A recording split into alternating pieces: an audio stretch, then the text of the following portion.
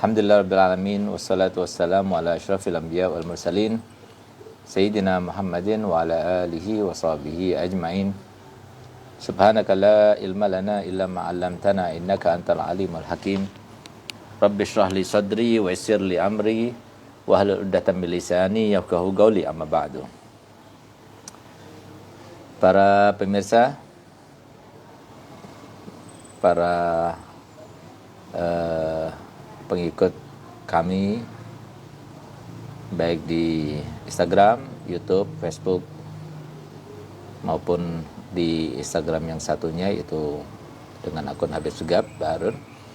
Ahlan wa sahlan yang baru bergabung. Waalaikumsalam, bagi mengucapkan salam. Dan mari kita bersama-sama memanjatkan puja dan puji syukur kita kehadirat Allah Subhanahu wa taala. Karena pada malam ini kita bisa dipertemukan walaupun secara online. InsyaAllah akan ada hal-hal yang bisa kita ambil nilai-nilai positifnya, nilai-nilai faedahnya, dan semoga beriringan dan berbarengan dengan taufik dan hidayah daripada Allah Subhanahu wa taala, sehingga membawa keberkahan, kemanfaatan baik di dunia maupun di akhirat. Amin ya rabbal alamin. Karena sebagaimana dikatakan oleh para ulama bahwasanya sumber turunnya rahmat Allah Subhanahu wa taala itu adalah di majelis taklim. Dengan adanya pandemi semacam ini, maka tentunya sulit untuk kita itu mengadakan, menyelenggarakan sebuah majelis secara tatap langsung, tatap muka, ya. Karena memang sangat rentan dengan masihnya kita berada di dalam pandemik COVID-19 ini. Kita mohon pada Allah Ta'ala semoga dengan rahmat yang diturunkan di majelis semacam ini, Allah SWT akan mengangkat segala macam cobaan, segala macam bala, segala macam musibah yang terjadi di negeri pertiwi yang kita cintai ini. Amin ya rabbal alamin. Salawat serta salam tidak lupa kami selalu haturkan, kami persembahkan kepada junjungan kita, tauladan kita, kekasih kita, Nabi besar Muhammad sallallahu alaihi wasallam, serta kepada seluruh sahabatnya, kepada seluruh kerabatnya, dan kepada seluruh pengikutnya sampai hari kiamat. Ya marhaba, ayo kita gunakan program Habib Sugab Menyapa ini untuk kita berdiskusi, berbicara masalah agama, ya, masalah syariat.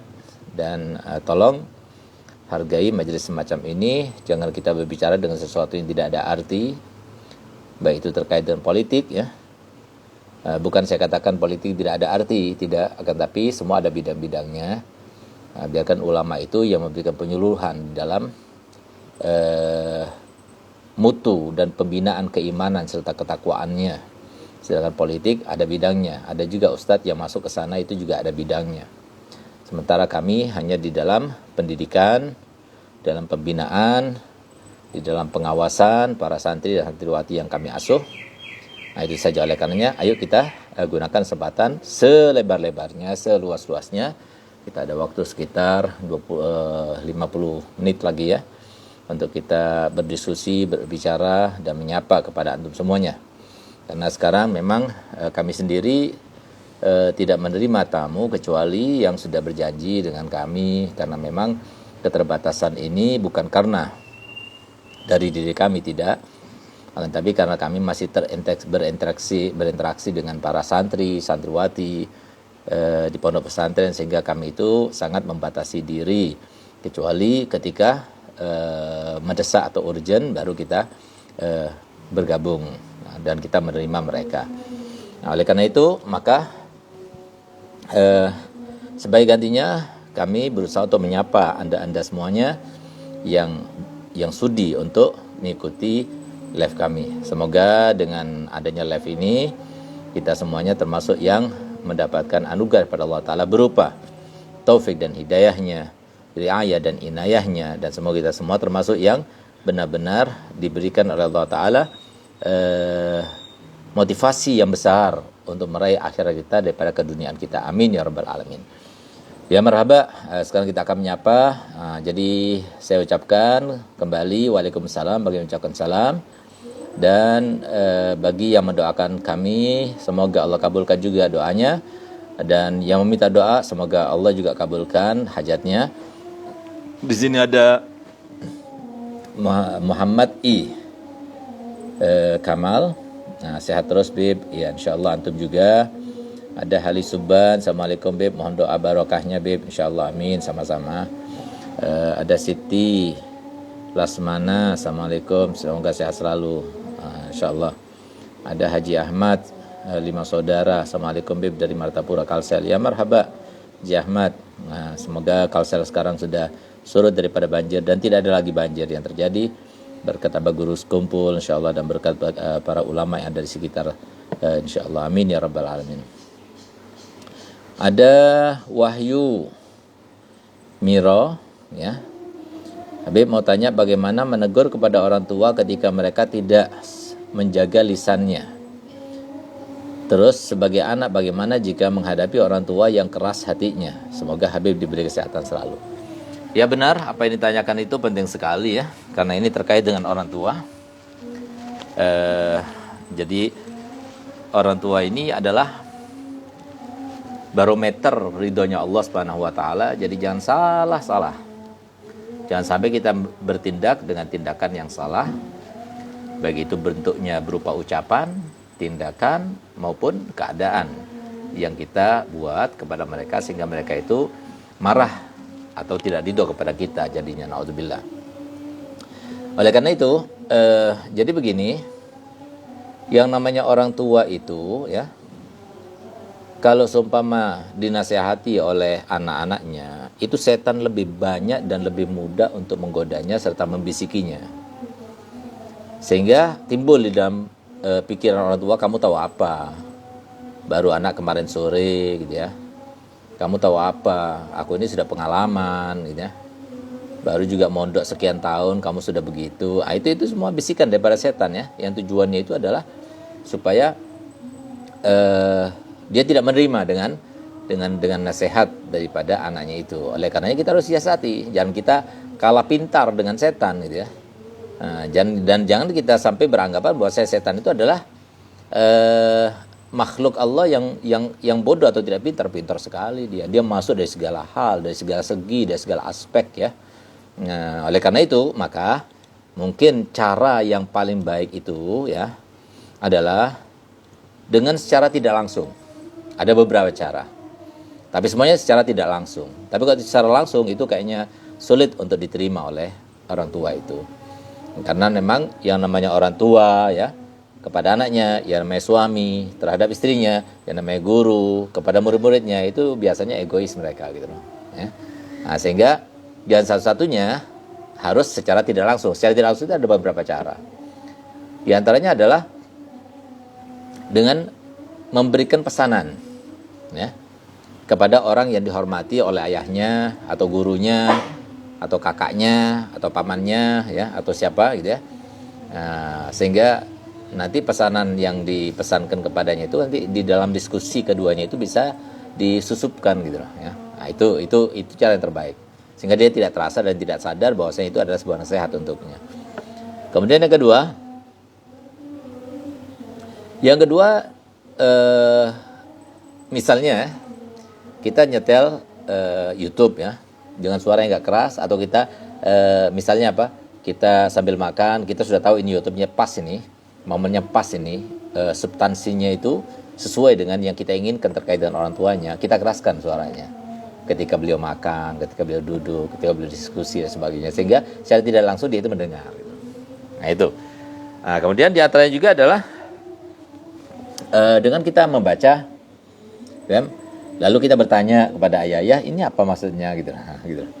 Nah, dengan cara seperti itu, secara tidak langsung seperti itu, insya Allah bisa menggugah hatinya dan bisa, kalau berbarengan dan beriringan dengan taufik Allah, tentunya hanya dengan taufik Allah dia akan berubah. Tapi kalau tanpa taufik Allah, siapapun yang berbicara tidak akan merubahnya gitu. Jadi kita, oleh karenanya di dalam tata cara menasehati dan berdakwah itu, yang pertama kali itu kita minta dan memohon kepada Allah Ta'ala supaya usaha kita itu beriringan dengan taufik dan hidayah.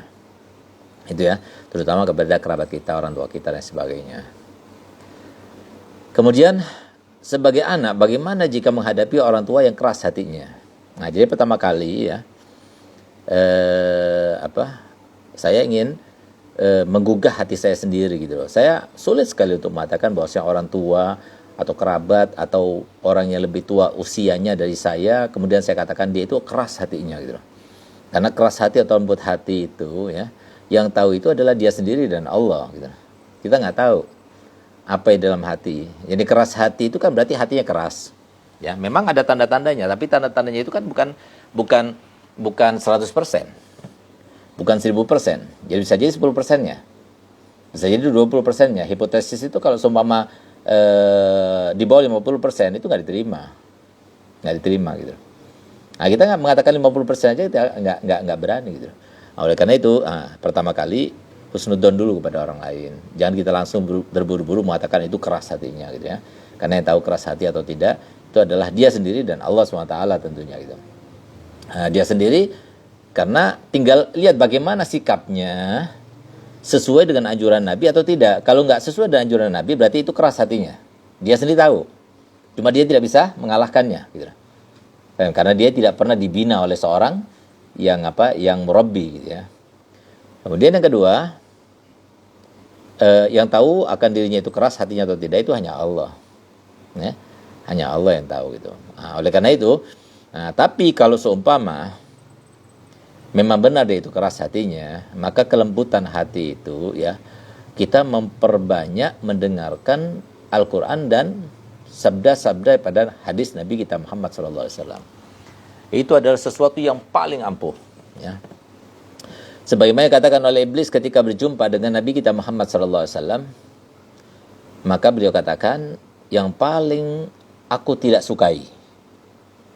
Ya, iblis itu berkata kepada Nabi, yang paling aku tidak sukai daripada suara itu adalah Al-Quran.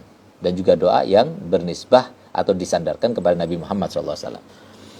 Karena begitu dilantunkan suara Al-Quran, maka akan leleh tubuhku gitu ya. Akan meleleh tubuhku gitu loh. Nah, seperti melelehnya lilin ya ketika dibakar dengan api itu.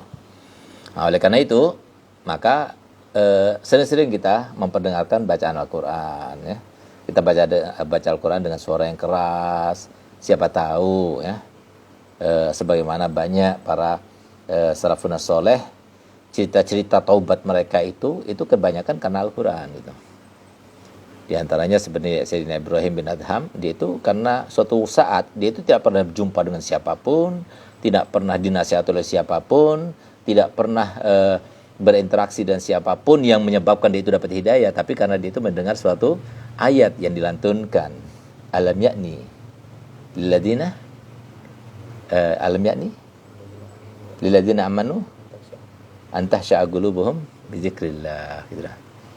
Nah, jadi ketika dia mendengar lantunan ayat tersebut, maka dia langsung tergugah gitu. Nah, jadi seperti itu. Nah, jadi memang Al-Quran itu adalah sebuah obat, sebuah petunjuk gitu ya. Jadi memang rahasianya luar biasa gitu ya. Sehingga pantas kalau Nabi kita Muhammad SAW, beliau katakan setiap ayatnya itu mempunyai 1000 makna, mempunyai 1000 mukjizat, mempunyai 1000 barokah, mempunyai 1000 rahmah gitu ya. Nah, sehingga sebaik-baik obat untuk kekerasan hati itu adalah pembacaan Al-Quran gitu. Ya marhaba Anas Ali Muhdor dari Arab Saudi. Ya marhaba, alhamdulillah, semoga dimudahkan urusan antum. Ada Zasna Buya, semoga berkah mimpi Nabuya 3 kali, amin ya Rabb ya. Insyaallah semoga pertanda kebaikan ya. Kalau mimpi orang yang seperti orang alim ya, seperti saya ini kan seperti orang alim bukan orang alim. Karena saya pakai imamah jadi kayak orang alim gitu ya. Nah, itu katanya membawa keberkahan dan membawa rahmat insyaallah. Semoga membawa keberkahan bagi saudari kita, siapa namanya ini, Zas. Nah, kemudian ada Muhammad Khairi. Assalamualaikum, Beb mau nanya, kalau ayah ana kan stroke, ibu ana sudah meninggal, haruskah warisan itu dibagi? Warisannya siapa? Ibu. Jadi kalau warisannya ibu itu ya, kalau seumpama ya bersangkutan salah satu daripada ahli waris sakit ya, maka tetap bagiannya itu kan Bisa saja. Jadi nggak harus kita itu menunggu sampai meninggal juga gitu ya. Nah, karena harta waris ini termasuk harta yang kurang barokah. Kenapa kurang barokah? Karena banyak kena ain. Jadi karena masing-masing daripada ahli waris berangan-angan dan berharap andai kata ahli warisnya cuma saya gitu. Dari saking mereka itu maruknya dengan harta. Nah, oleh karenanya biasanya harta benda yang ditinggalkan oleh mayit itu atau yang namanya dengan istilah harta waris itu tidak berkah. Jadi kalau kita dapat uang, kita belikan tanah, ya, belikan rumah, belikan sesuatu harta benda yang tidak bergerak. Nah, itu berkah nanti. Tapi kalau kita simpan di rekening dan sebagainya, cepat habisnya. Karena memang kurang barokahnya gitu ya. Nah, oleh karenanya itu, maka sumber permasalahan ya di dunia ini, atau dengan kata lain sumber ujian di dunia ini itu adalah dunia ya. Dan dunia di situ ada harta benda, ada jabatan, ada perempuan, itu termasuk dunia itu. Nah, dan termasuk di antara fitnah yang menyeluruh ya, bukan individu ya, menyeluruh, itu adalah harta benda. Nah, oleh karena itu ketika harta benda itu anjuran agama itu kalau seumpama si mayit sudah meninggal, jangan lewat 7 hari atau 3 hari kecuali sudah dibagikan harta warisnya walaupun secara nisbiyah, persentase. Jadi suami itu dapat berapa persennya? Kalau seumpama asetnya sudah ketahuan semua, berapa persennya? Anak laki berapa persennya? Bibi berapa persennya? Itu maksudnya gitu. Bila pada malam ini kita ditemani oleh Habibana Zainal Abidin, misanan kami, sahabat kami, kerabat kami, asisten kami, segalanya bagi kami. Semoga panjang umur, sehat walafiat insyaallah. Nah, jadi seperti itu. Nah, jadi lebih baik kita bagikan gitu ya. Kalau seumpama ayah masih bisa mengingat dan sebagainya, karena itu bukan punya ayah saja. Baik. Nah, coba Zen, lihat Zen. Kenapa nggak bisa Zen? Coba lihat. Kasih. Mau nanya kalau itu ya. Jadi lebih baik kasih pengertian kepada ayahnya bahwasanya ini harus dibagi karena membutuhkan kepada biaya dan sebagainya gitu ya. Ada Aswad ya. Assalamualaikum Beb. Waalaikumsalam. Minta barokahnya Beb, saya berniat hendak menikah. Amin. Semoga Allah berkati pernikahan Anda nantinya dan semoga Allah berikan kehidupan yang menyenangkan bagi kalian berdua dan lahir daripada kedua kalian. Gini harus beli. Harus beli. Ya nanti ya, kalau sudah habis selesai live ya, nanti ya. Jadi kalau sudah berniat menikah ya, semoga Allah berkati. Allah jadikan jodohnya yang terbaik dunia akhirat insyaallah. Dilahirkan daripada kedua kalian anak-anak yang soleh dan solehan insyaallah. Ada Az-Zatira. Assalamualaikum Habib, bolehkah saat haid memotong kuku? Tidak dilarang ya, tidak dilarang. Artinya kalau sudah waktunya ya potong saja. Nah, kalau sudah panjang jangan nunggu sampai suci.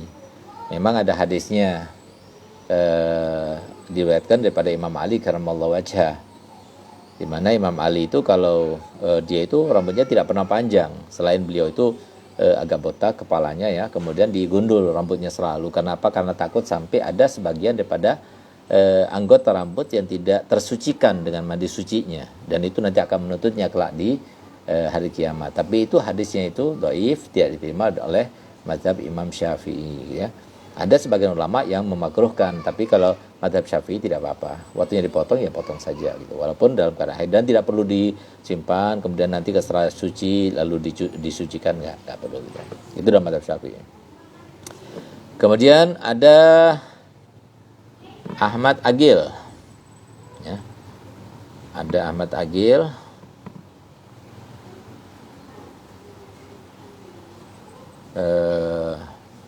Beb, apa hukumnya wanita yang mengikat rambutnya agak tinggi, yang gundukan rambutnya tersebut terlihat dari luar hijabnya? Apakah benar menyerupai punuk unta dan tidak akan mencium baunya surga? Bisa jadi. Itu masih ada beberapa tafsiran para ulama itu ya. Ada yang mengatakan seperti konde ya, konde itu ya, konde yang dipakai itu. Ada yang mengatakan ya seperti itu, rambut yang disanggul dalam keadaan dia memakai jilbab.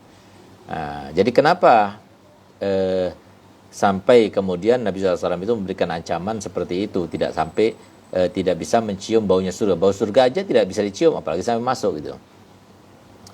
Padahal dia itu menutup aurat gitu ya. Padahal dia menutup aurat gitu. Tapi rambutnya itu seperti punuk unta. Kepalanya itu seperti punuk unta. Dikarenakan perempuan itu dengan bentuk kepala atau rambut yang semacam itu akan memantik perhatian. Sebagaimana dikatakan dalam sebuah kaidah, khalif tu'raf. Jadi kamu itu bertindak dengan tindakan yang tidak familiar ya, yang tidak wajar ya, yang berbeda dengan kebanyakan, maka kamu akan terkenal, akan dikenal orang. Nah, termasuk ini, ketika rambutnya itu ada sesuatu yang aneh, maka orang yang lainnya itu melihat perempuan-perempuan yang lainnya itu nggak ada yang aneh untuk dilihat, kok ini kok rambutnya kok kayak ada punuk untanya dan sebagainya, sehingga memantik perhatian. Nah, memantik perhatian itulah yang kemudian segala sebab yang menjadikan kita itu akhirnya memandang dengan syahwat dan sebagainya, itu hukumnya haram gitu. Termasuk memakai minyak wangi, itu kan memantik perhatian. Dengan apa? Penciuman ya.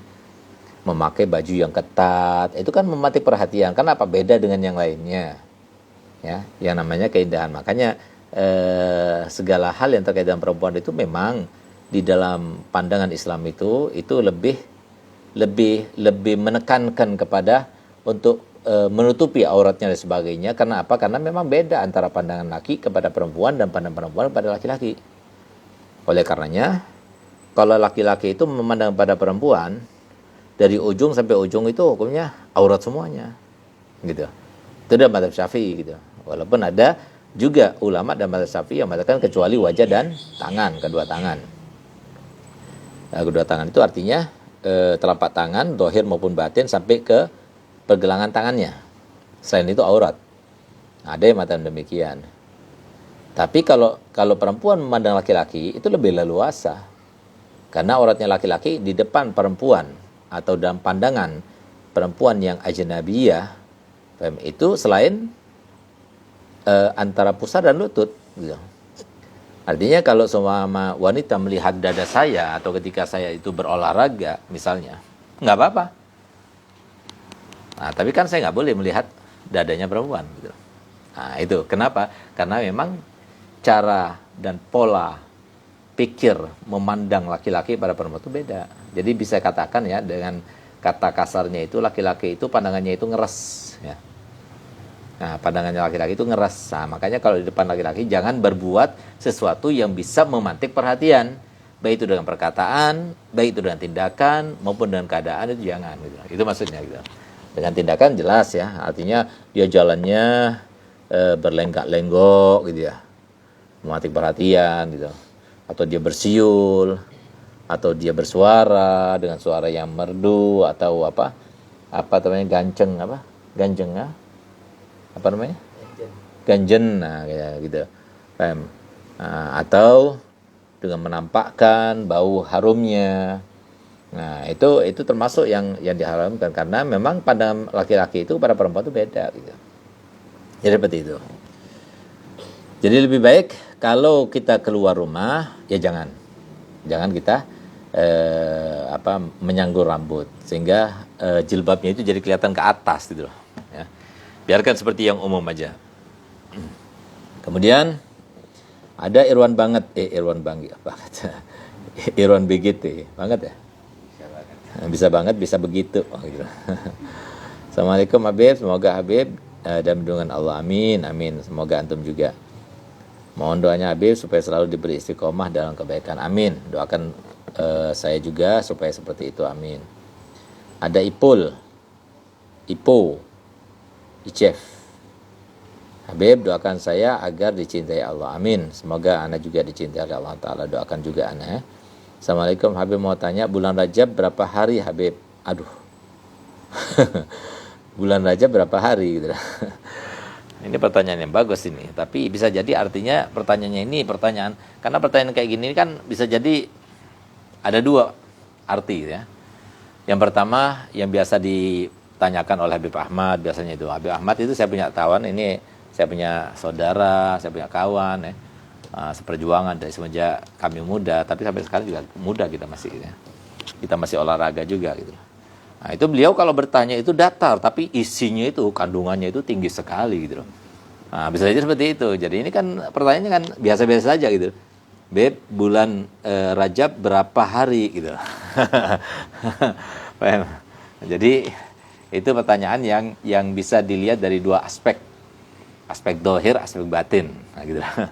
Kalau aspek dohir jelas bisa orang ketawa gitu. Apa maksudnya kita tanya seperti itu gitu. Nah, jadi kalau yang namanya bulan itu ya, kalau ini secara dohir ya, kita menjawab secara dohir.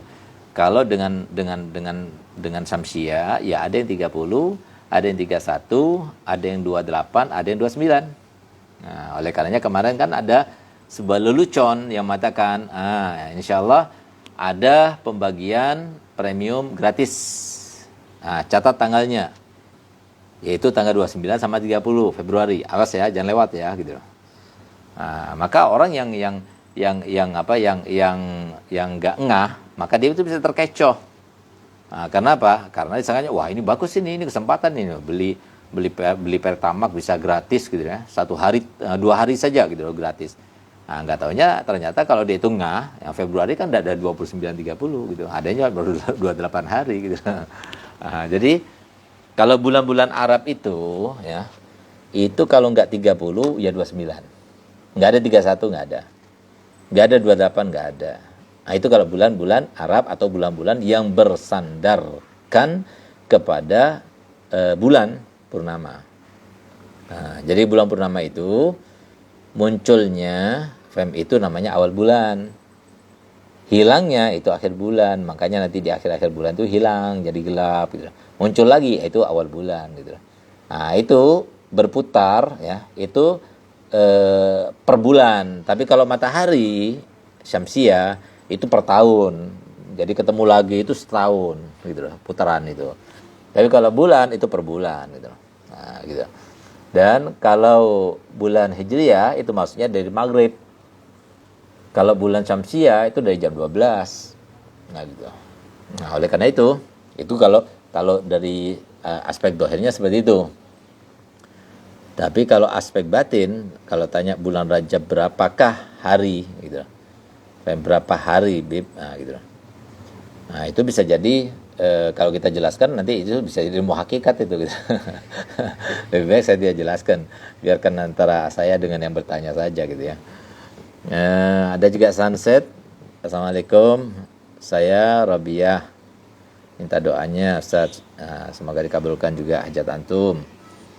Ada Haji Ridho mau bertanya, ya Habibana, perkataan siapa? Ish rajaban taro ajaban. Wallahu alam ya.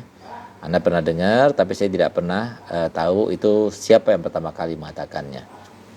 Minta maaf, saya tidak bisa menjawabnya karena saya punya saudara juga nggak bisa menjawabnya, gitu. Tahu? Nggak tahu, Beb? Nggak tahu juga. Minta maaf, insyaallah kita merojaah nanti. Gitu. Ada majelis Sofaul Gulub. Abi Afan mau nanya bagaimana hukum gonogini suami istri. Soalnya banyak pendapat ulama di Jawa Barat menghukumi wajib gonogini baik cerai hidup ataupun mati. Ya, gonogini itu pembagian harta gonogini baik itu cerai mati ataupun cerai hidup ya. Dalam Islam itu tidak ada prosedurnya. Ya, tidak ada prosedurnya. Cuma ada payung hukumnya. Kalau prosedurnya misalnya seperti zakat itu ada prosedurnya, ada batasannya ya. Ada ketentuan-ketentuannya. Nggak bakal lebih, nggak bakal kurang seperti yang ditentukan. Nah, tapi kalau seumpama gonogini ini itu tidak ada. Nah, tapi ada payung hukumnya. Payung hukumnya itu adalah suluh, damai gitu. Jadi artinya nanti kita tinggal lihat gonogini itu bisa kita bagikan kalau istri itu punya income juga atau kerjanya sama-sama. Nah, Itu baru nanti ada harta gono gini. Tapi kalau semua tidak ada income juga istrinya, cuma ibu rumah tangga saja, yang dia itu cuma menerima daripada suaminya. Ketika dicerai, ya sudah nggak apa-apa, kecuali yang diberikan oleh suami selama dia kawin bersamanya gitu. Nah, oleh karena itu maka di sini kalau seumpama dia punya income juga atau kerja sama-sama, kita tinggal lihat income-nya per bulan berapa. Misalnya istri dapat 3 juta per bulan, nah, suami dapat 6 juta per bulan misalnya. Nah, jadi kan satu, berarti apa? Kalau yang satu berarti kan 1/3 milik istri, 2/3 milik suami. Maka nanti harta semuanya itu, seluruhnya itu dibagi 3. 1/3-nya milik istri, 2/3-nya milik suami. Nah, itu cara pembagiannya. Kalau ngotot enggak juga ini, ya sudah terus sampai ada titik temu. Nah, itu payung hukumnya seperti itu dalam Islam. Nah, gitu. Nah, tapi secara khusus, secara spesifik yang berbicara itu nggak ada. Dalam Islam itu nggak ada ketentuannya itu ya. Ada Ama Syamash 911. Assalamualaikum ya Murabbi Afwan Ustaz, izin share lagu Al-Arabiyah Abu Hasan untuk dipakai di Pondok Abbas. Silahkan ya. Abu Hasan memang syiarnya itu adalah bahasa Arab. Jadi Abu Ya senang ketika muhawarah itu, walaupun muhawarah itu sudah bukan punya hak kita lagi ya. Karena oleh Abu Ya untuk membangun pesantren pada saat itu sudah dijual hak cetaknya gitu. Nah, sehingga bukan milik Abu Ya lagi dan milik ahli waris tidak. Akan tapi kalau seperti bait syairnya dan sebagainya, Al-Arabiyah, Lughatul Quran itu sampai akhirnya itu tidak, bukan termasuk, sehingga jadi boleh Abu Ya senang kalau seumpama itu tersebar ya. Ada Pengais Barokah, Assalamualaikum Beb. Waalaikumsalam, dari Wonobodro. Di Wonobodro. Di mana Wonobodro? Nah, semoga saya suatu waktu nanti sampai ke sana. Wonobodro. Mungkin di sampingnya Gunung Naknung paling gitu. Baru dengar saya soalnya gitu ya. Habib, kapan tausiah di Sumatera Barat, Kota Padang? Saya sudah pernah masuk di Kota Padang ya. 3 hari kalau salah pada waktu itu. Dan ada pengalaman yang tidak pernah terjadi seumur hidup saya di situ. Di mana saya waktu itu beri jadwal untuk berpidato di Masjid Jami ya. Tapi subhanallah, begitu masuk ke kota itu habis suara saya. Habis sama sekali, nggak ada suaranya sama sekali gitu. Baru kejadian pertama kali dalam hidup saya itu. Tapi ya gimana lagi? Saya cuma mengingat kepada Nabiullah Ibrahim alaihissalam, di mana beliau itu diperintahkan oleh Allah Ta'ala untuk mengumumkan supaya mereka itu semuanya datang ke Makkah untuk melaksanakan haji dan umroh. Maka kemudian saya Ibrahim komplain kepada Allah Ta'ala, ya Rab, suara saya terbatas. Bagaimana akan sampai kepada seluruh arwah dan kepada alam asbah gitu loh, yang jauh tempatnya dari saya. Maka kemudian Allah SWT mengatakan kepada Ibrahim, kamu sampaikan saja, kamu katakan saja apa yang aku perintahkan, dan aku akan menyampaikan kepada mereka semuanya gitu. Nah, jadi gak ada suaranya. Saya waktu itu memang sengaja saya live gitu loh. Jadi kita saya ngomong pokoknya jadi seperti orang pidato tapi gak ada suaranya gitu. Itu terjadi di Padang ya. Ya semoga nanti insyaallah suatu waktu kita akan datang lagi ke sana gitu. Ada Titin Nayadib. Assalamualaikum ya Habib, mohon ilmunya, bolehkah sholat godok setelah sholat asyar atau sholat asar ya dan subuh? Syukur ilmunya. Ya.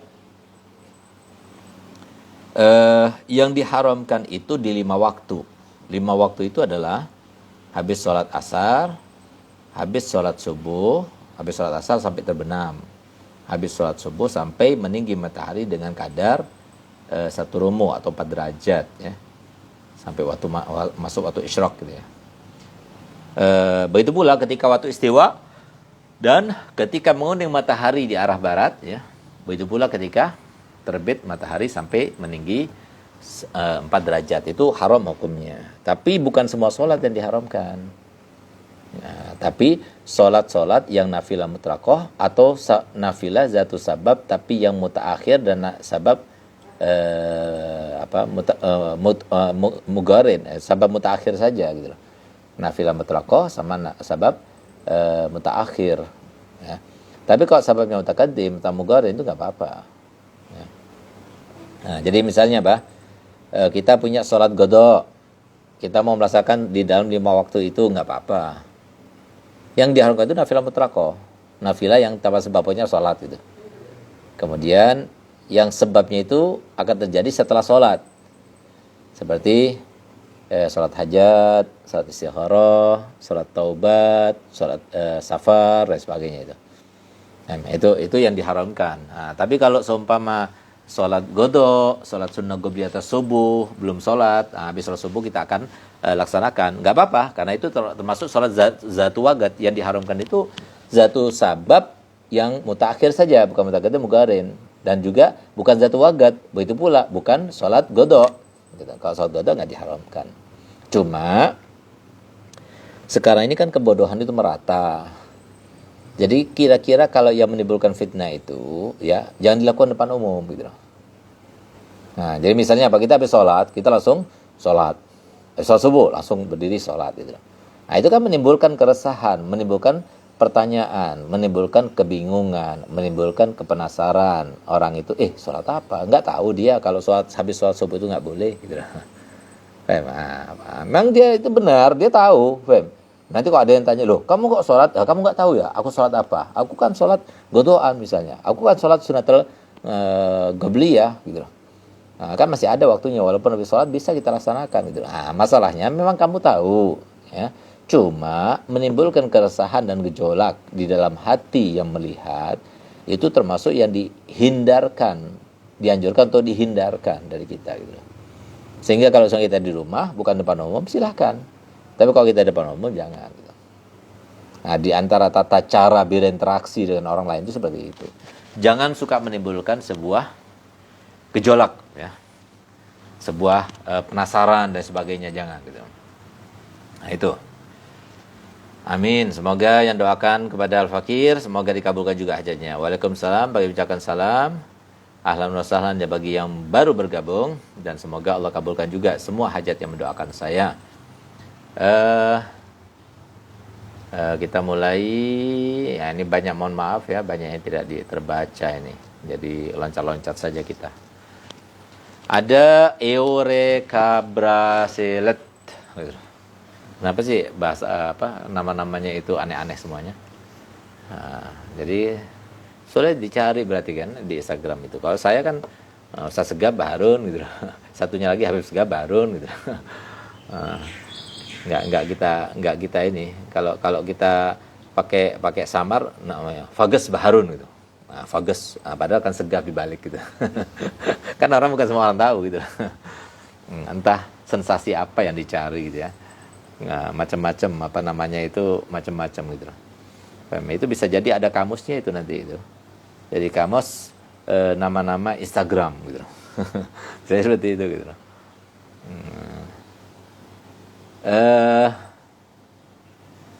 Ada asuwat gitu. Tapi orangnya putih ya. Kan aswat itu artinya hitam, tapi dia putih.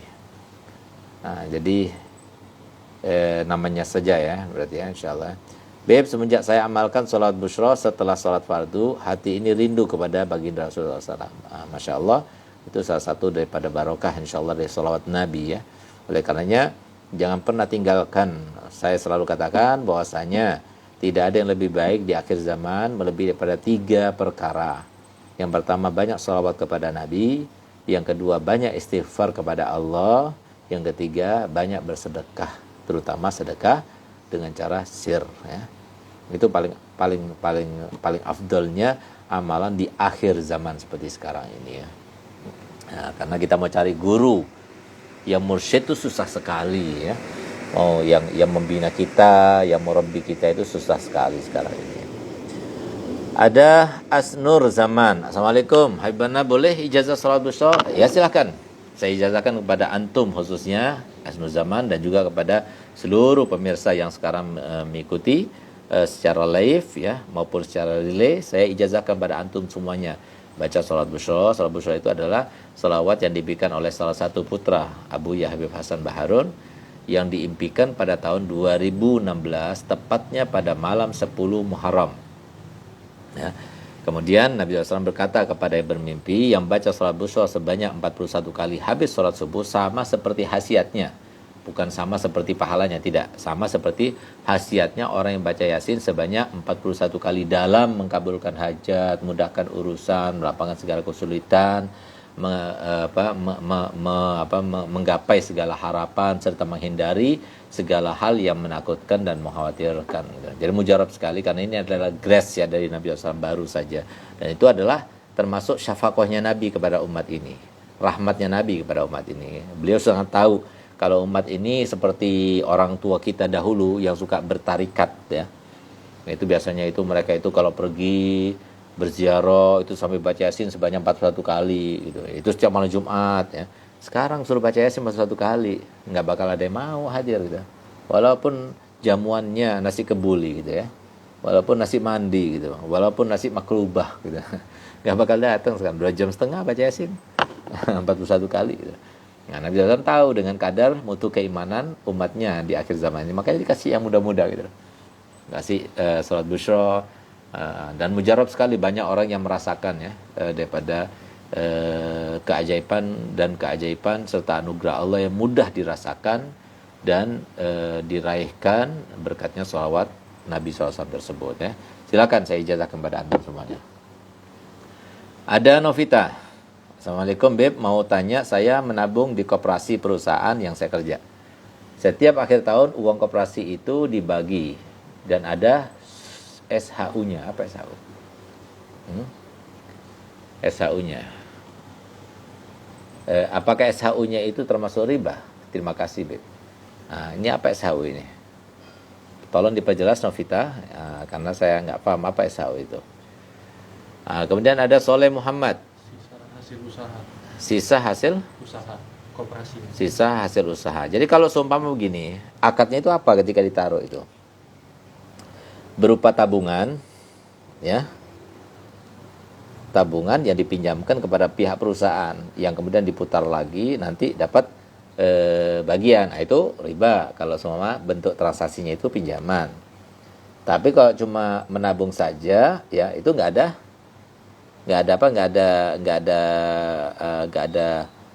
lebihnya. Jadi nggak berhak dia itu untuk mendapatkan kelebihan. Kalau seumpama girat, jelas transaksinya itu harus ada transaksinya. Girat itu adalah kerjasama. Jadi uang itu diserahkan pada perusahaan untuk supaya diputarkan. Itu girat namanya, kerjasama. Nah, itu juga ada transaksinya di awal gitu. Nah, oleh karena itu maka di sini bentuk transaksinya itu apa gitu. Bentuk tabungan kah, bentuk invest atau apa gitu. Nah, kemudian syarah, mafi bisyarah. Kemudian ada Soleh Muhammad 38. Assalamualaikum Beb, semoga selalu diberkahi dunia wal akhirah, amin ya rabbal alamin. Semoga antum juga Soleh. Mau nanya Beb, apakah boleh sholat tarawih ketika masih ada tanggungan sholat qadha? Ini bagus ya pertanyaannya. Jadi begini, ulama itu berkata ya terkait dengan sholat qadha yang ditinggalkan secara sengaja atau tidak sengaja. Sengaja itu jelas karena dia tidak mau sholat atau malas sholat atau dia terang-terangan meninggalkan sholat. Tidak sengaja karena udzur gitu. Karena ada udzur. Nah, kalau kita meninggalkan sholat tidak sengaja, maka boleh kita itu menggodoknya kapan saja. Karena wajib menggodoknya itu alat tarohi. Nah, jadi kapan saja boleh gitu. Yang penting kita niat mau menggodok gitu. Nah, tapi kalau kita tinggalkan dengan sengaja, tahu itu dosa tapi dia sengaja, tahu sudah masuk waktunya tapi dia tidak cepat-cepat melaksanakannya, nah, maka apa? Wajib dia cepat-cepat menggodoknya. Nah, dan pada saat yang semacam itu dia tidak boleh melaksanakan sholat sunnah kecuali sampai tuntas godoknya semuanya. Kalau dia punya utang 2 tahun misalnya, gak pernah sholat 2 tahun di masa jahiliyahnya, maka dia harus sekarang gak boleh sholat sunnah, godok terus sampai habis godoknya, baru boleh ya sholat sunnah. Itu yang muktamad ya.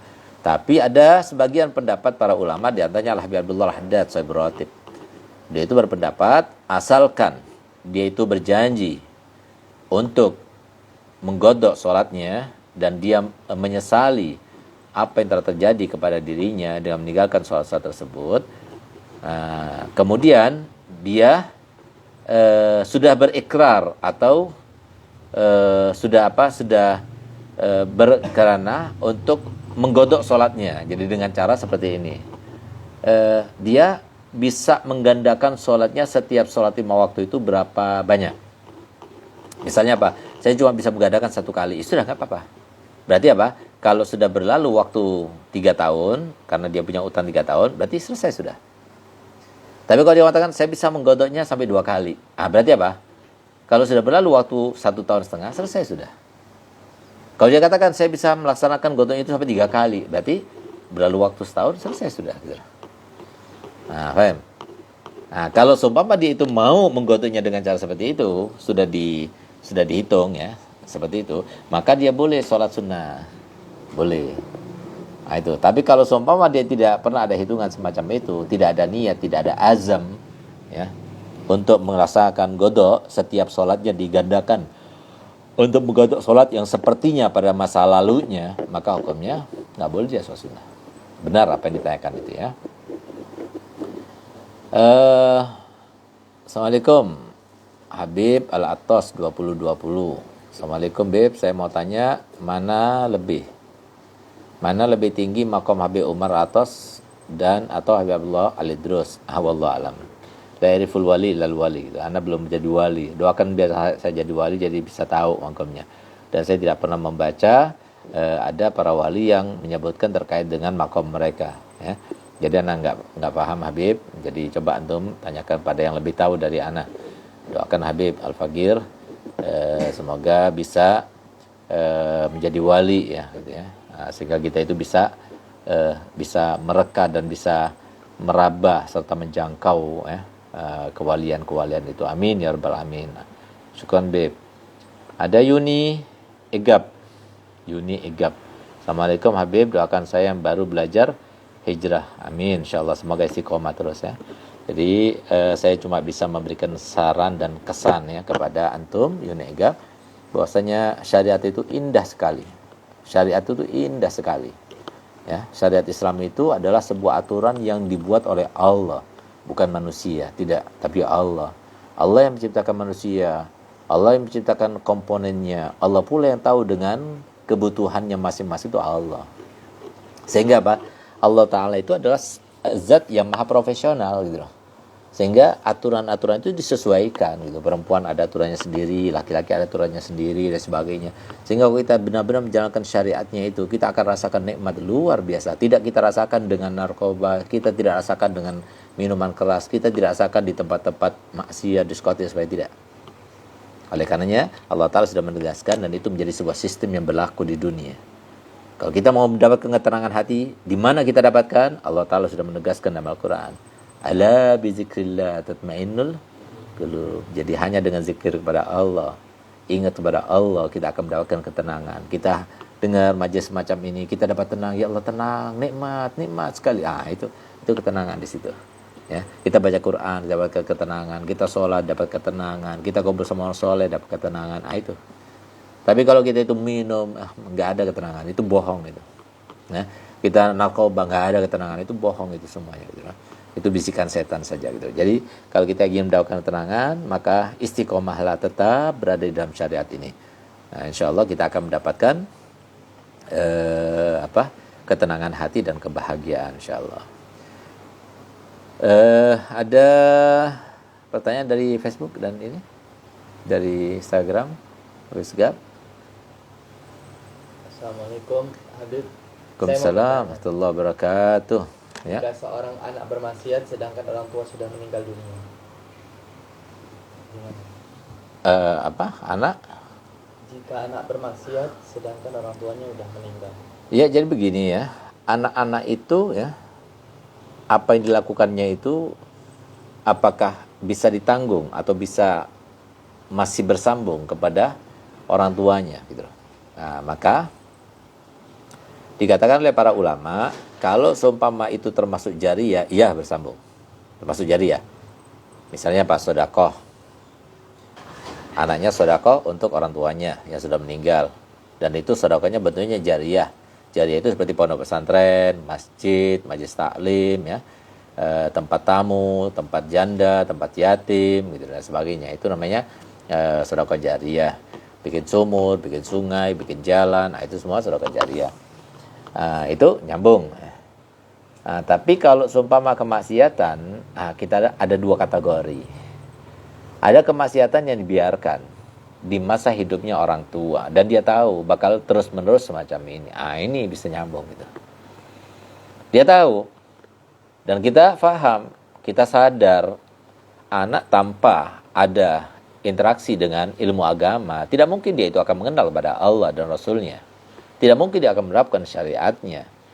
Maka dia tahu itu, dia faham, tapi dibiarkan. Tidak ada pengentasan kebodohan yang semacam itu yang dilakukan dengan sengaja oleh orang tua itu sampai orang tuanya itu akhirnya meninggal dan menyebabkan anaknya jauh daripada agama sehingga dia mudah terjerumus ke dalam dosa demi dosa dan meninggalkan dari suatu kewajiban demi kewajiban yang lainnya. Yang semacam ini dia bisa termasuk diadab. Ya. Tapi kalau seumpama dia sudah ngasih pendidikan yang terbaik, ya, dia sudah mendidik selama ini, dia sudah merintahkan untuk sholat, dia sudah memisahkan antara tidurnya antara anaknya laki dan perempuan, sudah sesuai dengan perintahnya Nabi SAW. Kemudian kok masih dia itu bermaksiat, itu nggak sampai kepada orang tua. Jadi seperti itu. Memang ada sebuah hadis yang menyampaikan bahwasanya anak apapun dilakukannya itu akan sampai kepada orang tuanya, gitu ya. Insyaallah kita akan teruskan besok malam. Kalau kita ada waktu jam 8 besok malam kita ada acara. Tapi kalau seumpama acara itu selesai sebelum jam 8, insyaallah kita akan live. Kita minta pada Allah Ta'ala semoga berkat pertemuan ini kita mendapatkan keberkahan daripada Allah Ta'ala, rahmat daripada Allah Ta'ala, semuanya bahagia, semuanya tentram, semuanya sejahtera, semuanya kabul hajat, semuanya mimpi Rasulullah, insyaAllah semuanya ada ta'aluk dengan Nabi Muhammad SAW, semuanya bersih hati, semuanya mudah urusannya, dunia maupun akhiratnya, semuanya dicintai oleh Allah dan Rasulnya SAW, dan semoga kita ini menjadi sebab Indonesia menjadi negeri yang teraman, tersejahtera, mempunyai tahta, mempunyai martabat sehingga kita itu tidak dilecehkan dan direndahkan oleh masyarakat dunia, dan semoga para pejabat kita diberikan ketakwaan, masyarakat kita diberikan keimanan sehingga keduanya sinkron ya di dalam melaksanakan dan menerapkan semua amanah yang Allah amanatkan kepada seluruh manusia melalui Nabi kita Muhammad SAW. Ala hadhihi niyyah wa likulli niyatin salihah wa ala man wasala salih al-Fatihah.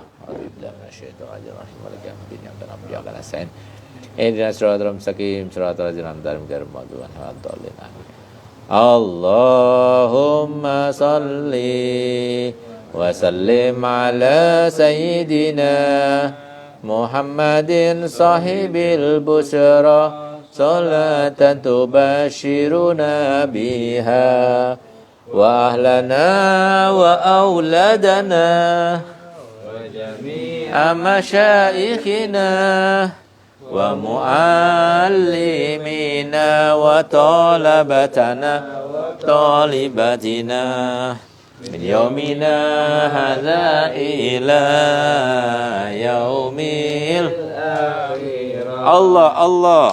Allahumma salli wa sallim ala sayyidina Muhammadin sahibil busyra salatan tubashiruna biha wa ahlana wa auladana wa jami'a masyaikhina wa muallimina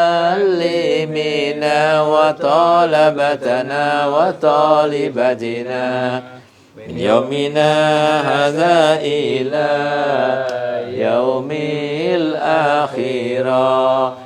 Allahumma salli wa sallim ala sayyidina Muhammadin sahibil busyra salatan tubashiruna biha wa lana wa auladana wa jami'a masyaikhina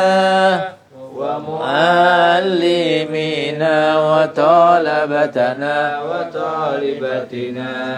من يومنا هذا إلى يوم الآخرة يا ربنا اعترفنا بأننا اعترفنا وأننا أشرفنا على لدى أشرفنا فتب علينا توبة تغسل لكل حوبة واستر لنا عوراتي وآمن الروعات واغفر لوالدينا ربي ومولدينا والآل والإخوان وسائر الخلان وكل ذي محبة أو جيرة أو صحبة والمسلمين أجمع آمين يا ربي أسمع فردا وجودا منا لا باكتساب منا بالمصطفى الرسول نهضى بكل سول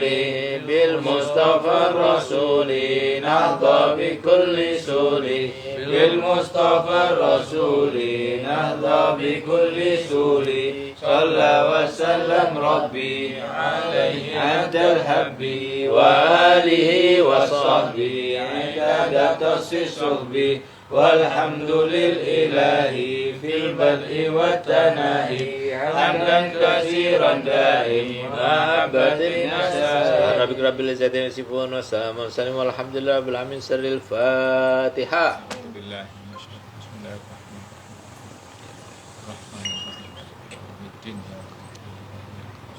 Bismillahirrahmanirrahim.